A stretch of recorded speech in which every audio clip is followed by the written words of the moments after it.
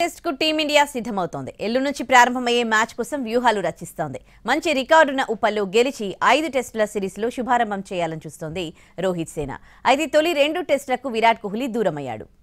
గురువారం నుంచి భారత్ ఇంగ్లాండ్ జట్ల మధ్య 5 టెస్టుల సిరీస్ ప్రారంభం కానుంది. ఉప్పల్లో తొలి టెస్ట్ ఫిబ్రవరి 2 నుంచి విశాఖపట్నంలో రెండో టెస్టు ప్రారంభం కానుంది. ఈ 2 టెస్టులకు విరాట్ కోహ్లీ దూరంగా ఉండనున్నాడు. వ్యక్తిగత కారణాలతో ఈ మ్యాచ్లకు అందుబాటులో ఉండట్లేదు. కోహ్లీ స్థానంలో మరో ఆటగాడిని సెలక్షన్ కమిటీ త్వరలో ఎంపిక చేయనుంది. ఉప్పల్లో కోహ్లీకి మంచి రికార్డు ఉంది. ఇక్కడ టెస్టుల్లో 5 ఇన్నింగ్స్ల్లో 75.80 సగటుతో 379 పరుగులు చేశాడు. ఓ డబుల్ సెంచరీ కూడా ఉంది. ఇంత మంచి రికార్డు ఉన్న కోహ్లీ దూరం అవడం టీమిండియాకు సమస్యే. దూకుడుగా ఆడే ఇంగ్లాండ్కు తొలి టెస్టులోనే చెక్ పెట్టాలని టీమిండియా వ్యూహాలు రచిస్తోంది. ఈ స్టేడియంలో ఇప్పటివరకు టీమిండియా ఓడిపోలేదు. ఉప్పల్లో ఇప్పటివరకు 5 టెస్టులు ఆడిన టీమిండియా 4 భారీ విజయాలు నమోదు చేసుకుంది. ఒక మ్యాచ్ డ్రాగా ముగిసింది. ఉప్పల్లో స్పిన్నర్లదే ఆధిపత్యం. ఇప్పటి వరకు టెస్టుల్లో ఇక్కడ అత్యధిక వికెట్లు తీసిన టాప్ 5 బౌలర్లలో 4 స్పిన్నర్లే.